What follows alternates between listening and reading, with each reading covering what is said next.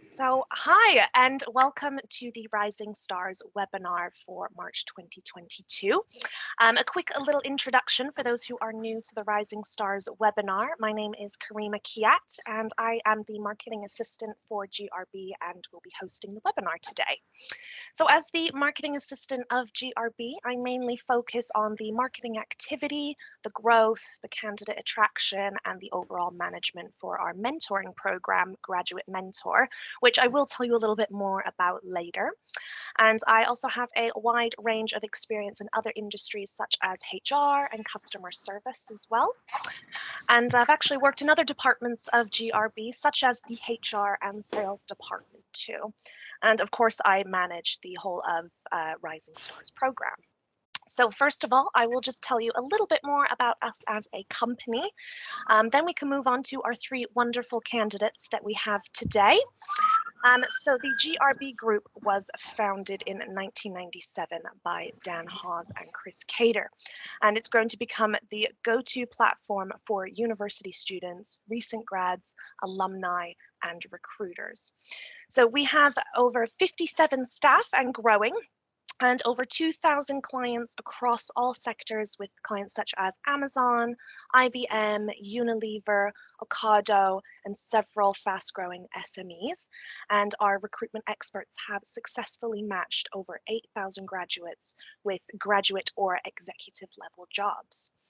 So we are not the average recruitment agency. We have many other aspects to us, including experienced hire divisions such as Cortex, as you can see there. So that supplies IT graduates with up to 5 years of experience. And then we have Metrica, which supplies numeric grads for up to 5 years of analytical experience to organizations all over the UK.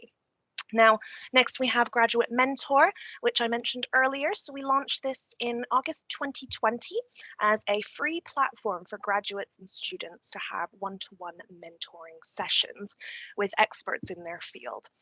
So we now actually have over 1,200 graduates on the platform and over 250 mentors, all kindly volunteering to offer career advice, CV help, interview tips, and a whole range of other things. So we next have Student Diaries, which is our podcast that we do on a monthly basis. Dan Hawes actually hosts that, and he interviews 3 Sussex University students to find out what life is like on or off campus over the last year. Next, we can see is LinkedIn groups. So this is where we have discussions with recruiters, students, and graduates online about all of their experiences. And then we have GRN, which stands for Graduate Recruiters Network.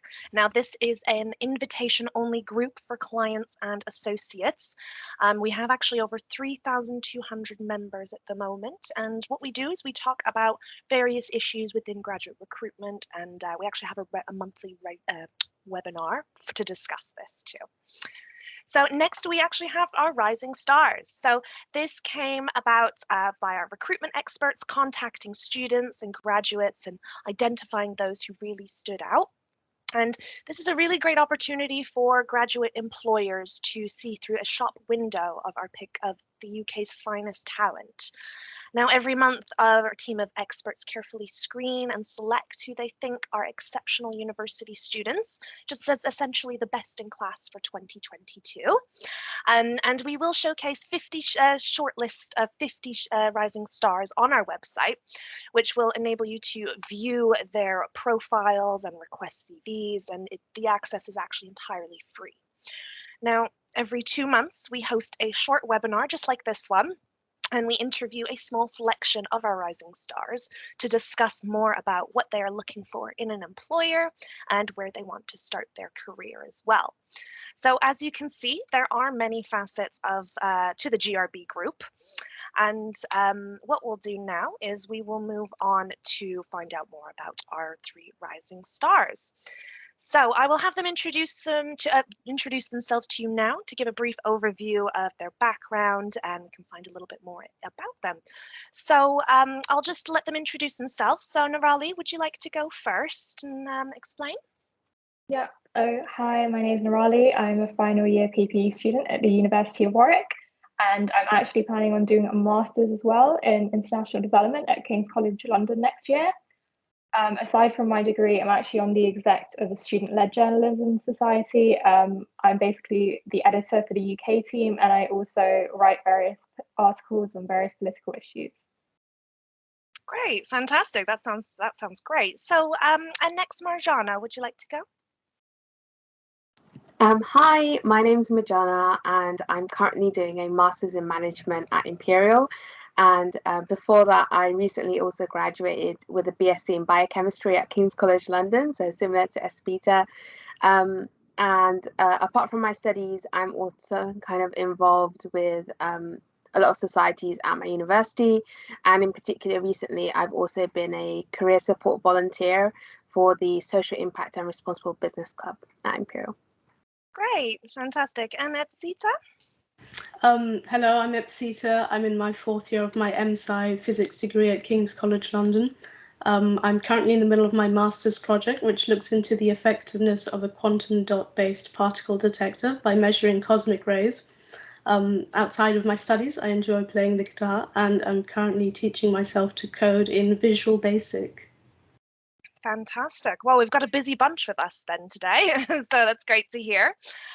So then, how have you all been through the last year as we come out of the pandemic? How have you been coping with university? Niralee? Yeah, well, obviously it's been quite a big shift. So the pandemic struck when I was in my first year. So I think just having the sudden movement to online learning, initially I was quite skeptical, but I think a lot of students have found that it's actually been quite beneficial just to have lectures sort of online so that you could sort of watch them at your own pace, rewind them, etc. But I think especially during my second year, it was really, really hard to sort of not have any social interaction. Just also, I think also when like seminars and stuff were held online, I think people tended not to want to put their cameras on or really say anything. So it was sort of really hard to even get any sort of interaction online. But I think the universities handled it quite well. And fortunately, this year with stuff opening up, they've allowed sort of a blended approach, which I think has been really, really useful. Great, good to hear. And Marjana? Yeah, so I agree with Niralee that the pandemic kind of hit once I was kind of starting my third year. So I basically had a whole year of academic learning online, which was not fun. Since starting my master's at Imperial, similarly, I've also kind of had a blended learning approach, which I've really come to enjoy. So you kind of get to have the best of both in-person teaching and online teaching. But yeah, definitely one thing I would say that kind of I've had to adjust to is the kind of social aspect, like meeting people in person again, introducing yourself, and kind of, especially for teamwork, it's so much easier sometimes to just do it in person rather than online. But yeah, it's definitely been a relearning curve, I would say. Yeah, I can imagine there's been plenty of changes for sure. And Epseeta, how about you? Similar thoughts, really. So having this year a blended sort of learning of in-person and online lectures, I've really preferred that to having just online lectures, which I think has been mentioned a bit briefly before, has led to some awkward moments where no one speaks because they don't feel like when you're behind a computer, you sort of lose that sense of human interaction a bit. So I've been glad to get it back in the lecture halls. Good to hear. Yeah, it's nice to be kind of thrust back into the world and actually socializing and meeting people face to face. It's quite strange seeing people in 3D now. Well, it's really interesting to hear about all your journeys for that. And so you'll be coming to the end of your studies by the end of June, roughly. So you'll be free and ready to enter the world of work. So what would you be then looking for within an employer, and what are your expectations for your next role? Niralee? I think one of the main things that I'd look for is a sort of an employer that really values its graduates. I mean, obviously, we won't necessarily have as much experience as people who've worked on the team for longer, but I think we're in a really unique position in the sense that we've just sort of finished our degree, and obviously we're being taught by individuals who are making breakthroughs in research. So I think we can really be valuable in terms of contributing to the practical front, in terms of providing new insights on a theoretical basis. And I think, and linking on to another point, I think it's really important for employer or company to just be really focused on producing new innovative approaches. I think there can sometimes be a trend where employers sort of stick to what's sort of done and dusted because they know that they can trust it. But I think there needs to be sort of a recognition that just because something worked in one context, it won't necessarily work in other contexts. So I think it's really important to keep pushing the boundaries and find new ways. Another point I'd also say is support. I think coming out of university, it's a very big transition to go into the workplace. And I think for a lot of us, this is our first like proper job in the real world. So I think it'd be quite useful to have sort of a more, or not, maybe something like a mentor scheme or something just to get you sort of sorted and like embedded within the organization rather than you just sort of being submerged and expected to just cope. Because obviously I think university, you're sort of more hand-led than you would be in a workplace. So I think it's important to initially have that sort of support. And then I guess one last thing would definitely be work-life balance. I think especially during the pandemic, it's been quite hard to separate work life from home life. So I think sort of recognizing that obviously we're not necessarily machines, like we have other things going on in our life, and it's really important just for our own mental health to keep that balance. But also I think in terms of productivity as well, if we're working for ridiculous hours, for several days of the week, then we're not going to be producing at our best. So I think it's really important that employers sort of encourage a healthy lifestyle as well. Definitely, all fantastic points. For sure, work-life balance is so important, and it's good just to do things outside of work as well. Like life isn't just all about the work, so it's nice to have that balance, and especially support as a graduate too. Not so many companies have mentor programs, but so many don't as well. That can help you guide through what your job and your career. I mean, that's why we also have our graduate mentor program. So to help people that don't have that support within their company. And it's all free as well. So it really does help too. So Marjana, how about you? So I would kind of echo some of the things that Niralee has already said. So one of the main things for me is to see that the company is kind of fostering an inclusive environment. And, as the kind of UK workforce is becoming even more kind of varied, international, people from different backgrounds, I think it's very important for companies to be aware of kind of different elements of their kind of diversity and inclusion agenda. Particularly for me, I've been involved in quite a lot of programs and events and stuff around kind of social mobility and things like the 93% Club. And I think a lot of employers now are kind of waking up to the fact that, just the kind of having BAME employees isn't enough. Like there's many different facets of diversity and inclusion. So I think that's definitely one of the main things that I kind of look for in an employer. I would also kind of add on to my point that kind of an emphasis on coaching and like continuous development is very important for me also as a graduate. I want to see that, at the same time that there is kind of a clear progression when you're going into the company, like you kind of have a track that you can progress through, but also to see that buddy systems are put into place, coaching people that that you can rely on to kind of help grow you as an individual is also quite important. Great, yeah, all great points as well. And Epseeta, how about you? I would say very similar things to both Niralee and Marjana. I'm particularly interested in employers that have a strong support system for its new recruits. I think most people would agree it's not the greatest thing to feel as though you've been left to your own devices on a new job. So adequate training is particularly important to me. Clear career progression I particularly like. I also like when companies give you the chance to work towards formal qualifications, because you never know when your career could go and when those sorts of things might come in handy. So I really like that sort of thing. And I've seen some employers advertise as part of their roles something like a yearly or perhaps quarterly review of your work. and along with that, the chance to move on to more challenging stuff. So that sort of thing I really like, because that's very quick career progression. And as a graduate, I feel like you feel like you're just starting out. It's going to be years until you get anywhere. So a company that sort of gives you those opportunities early on, I'd like to see that happen. Definitely. Great. Yeah, they're all fantastic points. Support, you don't want to be left completely onto your own devices when you're in a new company, especially as a graduate. It can be really nerve-wracking.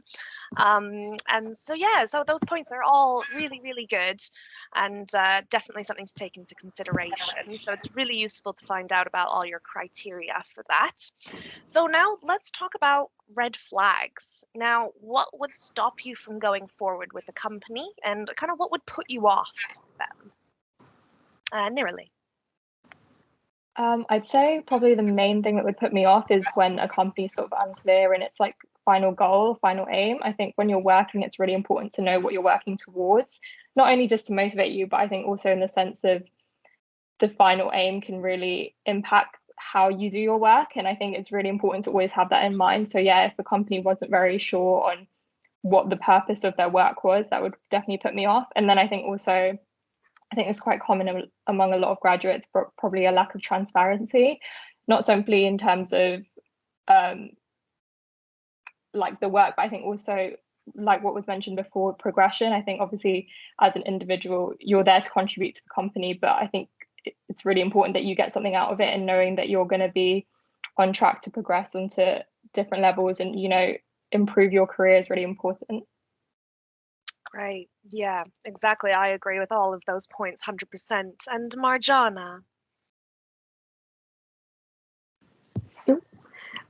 So I would say that one of the red flags for me is definitely if I feel like an employer doesn't really respect the time that I've kind of invested in the application process. So whether that can be, rescheduling things at the last minute. I've had like interviewers kind of not turn up. So like the amount of time that graduates, kind of invest in a whole entire application process is very significant, and kind of balancing that on top of our studies.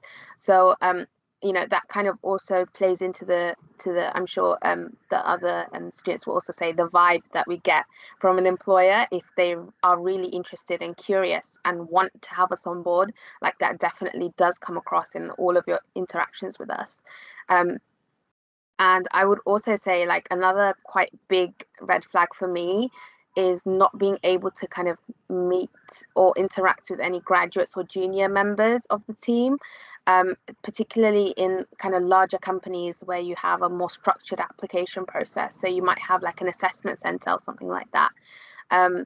I've had experiences before where I've decided kind of not to go through with an application just because everyone that I met was from like the executive or directors board, which can give you very good insights, but at the same time I want to network and get to know kind of the insider scoop of what being a graduate at that company is actually like. So that is a kind of also a big thing for me. Definitely, yeah. All those points are fantastic as well. And Epseeta. Very similar points, actually, particularly with regards to respecting your time. I think that's, in a way, a good way of telling which employers you really don't want to work for. If they don't have respect for your time prior to the application, what can you expect should you join? One of the other red flags for me is, there's a difference between being given guidance and help as you're starting in a new role, and then having someone breathing down your shoulder because they don't trust you to work on your own. That sort of level of supervision is a bit patronizing and highly unattractive. I would like to be able to show my independence, even as a new recruit. So yeah, that wouldn't be very appealing to me.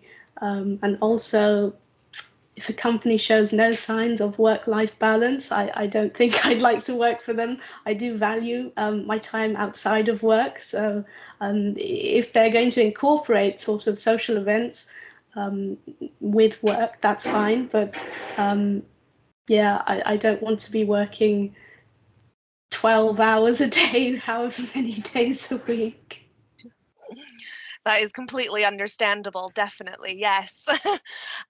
So yeah, I mean, all of those points are fantastic too. Work-life balance, you need, like I said earlier, you do need that time for yourself too. It shouldn't always be work, work, work, you know, especially coming out of the pandemic too, now that we've kind of had a taste of that life. Um, and also micromanagement as well is really important. So some people can work well underneath that, but some people obviously can't. It's too much. You want to be trusted by your employer that you're going to do the work correctly, and they can tell you what to do, and you can go off and do it and come back with the result, you know. And I think that's probably the best way to kind of deal with things. Great. So some of those things you can't find before you had the interview. Obviously, you can find that out during, like you said, the assessment centers or during the interview. But how do you research companies to find out as much as possible before the interviews? So like online research and whatnot. Niralee? I think most people would agree, but I guess the main avenue would probably be networking. You know, LinkedIn, I think it's obviously a great opportunity to meet people from various different backgrounds. And I think it's always useful to find someone who's sort of on a similar educational background to you and just sort of reaching out to them on that common ground and asking whether they'd have the time to share their thoughts on the company, because obviously company websites are great and stuff, but they're only going to present one side. And there's obviously going to be some certain negative aspects. So to have that sort of personal interaction, I think you're much more likely to get a sense of that. And then I guess also careers fairs, sort of talking to specific individuals that work for the company as well, to get that sort of, again, personal interaction. And then I'd also say, I mean, probably you do this a bit earlier, but I think also careers appointments through universities. I think they obviously have a lot of great knowledge about what different companies would sort of suit your needs and the skills that you have. So I think that would also be a great opportunity to find out about different opportunities, because I think as a graduate you don't really know the true value of opportunities that are out there and how many different jobs that there are. So I think that can also be a great opportunity. Yeah, exactly, 100%. All right then, and Marjana. So I would kind of echo the same points, really. I definitely use LinkedIn a lot when I'm kind of researching a company, and particularly if I kind of know the interviewers, who they're going to be beforehand. It can be really insightful to kind of look up on their profile, and that kind of really helps as well. Coming into the interview, you have very specific questions about maybe what they're doing or different roles that they've had, and it just shows your kind of interest in the company and the individual, which I think is always good. I would also say using the university's alumni networks, it can also be helpful. Reaching out through the university is also a really good way to kind of, because they already have something in common with you, and if they're kind of approached via the university, they're maybe more likely to kind of get back to you in a prompt manner.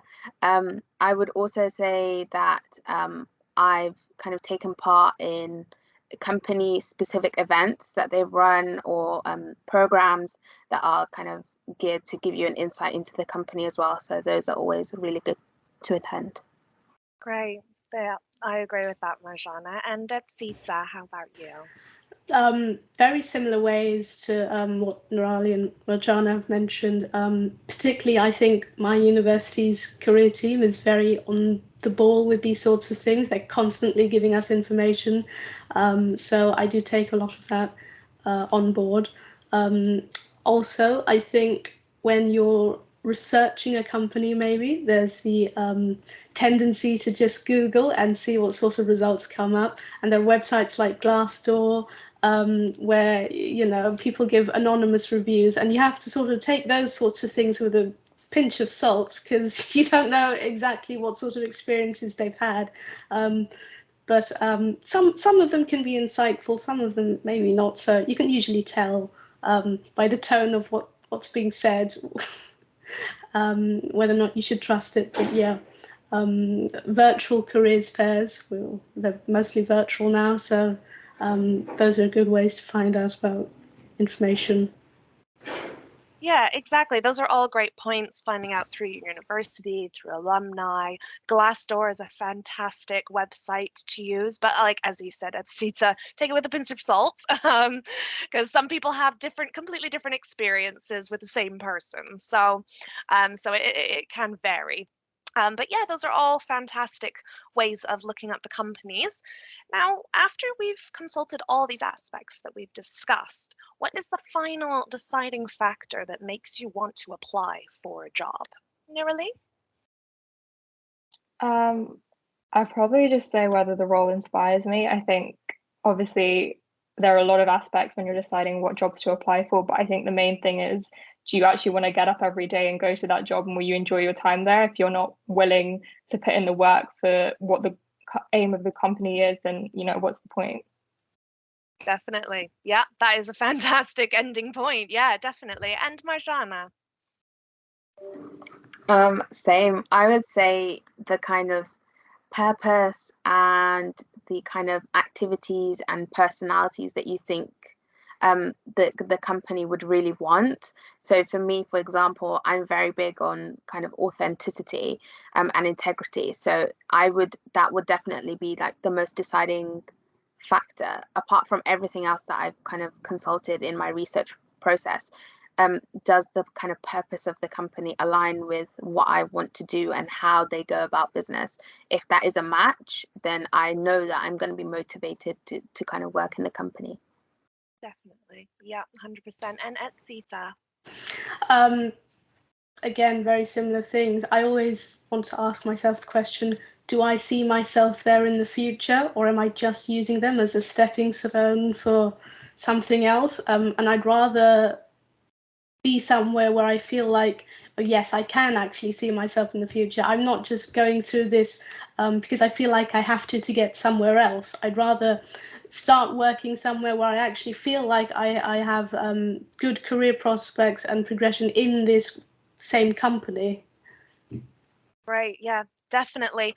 Well, those are all fantastic points. You want to feel like you fit in with the company. You want to feel that their motivations match yours and their morals match yours as well.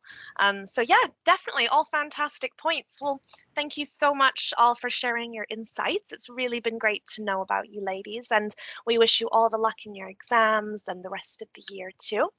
I will just mention for those who are watching that you can access our Rising Stars profiles via our website. So you can see it on the screen there. That's grb.uk.com/rising stars. And you can actually request the account within the middle of the screen there. And you can access any 50 Rising Stars, including us, these three today. And each will have a quick summary. And don't forget, you can actually request their CVs as well. So if you'd actually like to contact me with any questions, my details are on the screen too, along with my LinkedIn. And thank you so much for watching our webinar. We'll be back on the 18th of May with 3 more Rising Stars to find out more about. And so make sure to save the date. And I just want to thank Niralee, Marjana, and Epseeta for joining us today and letting us know more about what you're looking for in an employer. So thank you very much. Thank you. Thank you.